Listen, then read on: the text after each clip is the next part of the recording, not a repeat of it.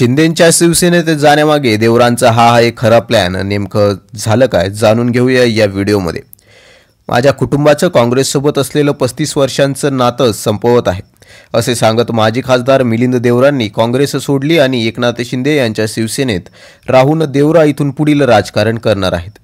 काँग्रेसच्या भारत न्याय यात्रेचा जिथे समारोप होणार आहे त्याच मुंबईतील एका नेता पक्षातून बाहेर पडला आहे। त्यामुळे मिलिंद देवरांच्या राजीनाम्याचे आणि एकनाथ शिंदे यांच्या शिवसेनेत जाण्याचे अनेक अर्थ लावले जात आहेत।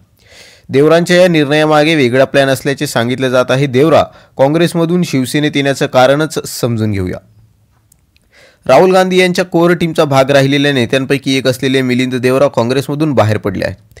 मिलिंद देवरा हे माजी केंद्रीय मंत्री आणि मुंबईचे काँग्रेसचे एक महत्त्वाचे नेते मुरलीधर देवरा यांचे सुपुत्र आहेत। मिलिंद देवरा सलग 2 वेळेस लोकसभा निवडणुकीतून पराभूत झाले होते, पण आगामी लोकसभा निवड लढवण्याची त्यांची इच्छा लपून राहिली नाही। मिलिंद देवरा हे दक्षिण मुंबईत लोकसभा मतदारसंघातून खासदार राहिलेले आहेत, पण 2014 आणि 19 मधील लोकसभा निवडणुकीत ते पराभूत झाले। दोन्ही वेळा शिवसेनेचे अरविंद सावंत जिंकून आले, त्यामुळे यांनी मतदारसंघातील ठाकरे गटाचा दावा परबड झालेला आहे। महाविकास आघाडीत ठाकरे गटाने या मतदारसंघावर दावा केल्यानंतर मिलिंद देवरांनी विरोध केला।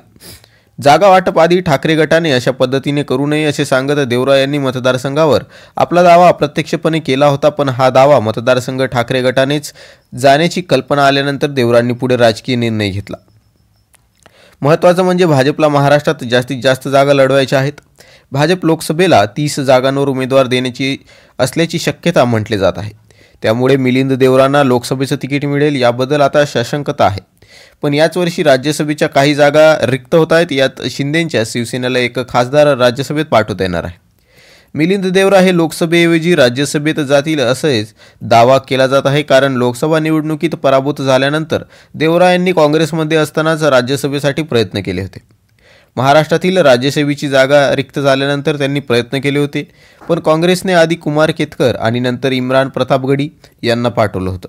त्यामुळे शिंदेंच्या सेनेतून देवरा राज्यसभेत जाण्याच्या प्रयत्नात असल्याचे राजकीय वर्तुळात सांगितले जात आहे।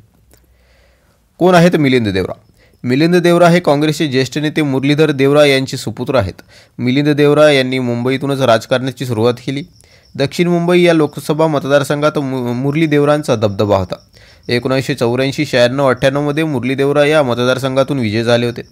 मिलिंद देवरा हे याच मतदारसंघातून 27व्या वर्षी पहिल्यांदा खासदार झाले। 27व्या वर्षी देवरा मुंबईत दक्षिण मुंबईमधून पहिले उभे राहिले होते आणि लोकसभेत पोहोचले। त्यांनी भाजपच्या जयवंतीबेन मेहता यांचा पराभूत केलं होतं। तसेच काँग्रेस आणि प्रणित पहिल्या UPA सरकारमध्ये ते संरक्षण मंत्रालयाच्या स्थायी समितीचे सदस्य होते। 2006 मध्ये शहर विकास मंत्रालयाच्या समितीचे ते देखील सदस्य होते। तर अशी ही सविस्तर माहिती होती मित्रांनो। या संदर्भात बघूया आता नवीन काही माहिती येते का। अशाच प्रकारच्या बातम्या बघण्यासाठी चॅनलवर नवीन असाल तर चॅनलला लाईक करा, शेअर करा, सबस्क्राईब करा, व्हिडिओला मित्रांपर्यंत पोहोचवा। भेटूया नवीन व्हिडिओसह, तोपर्यंत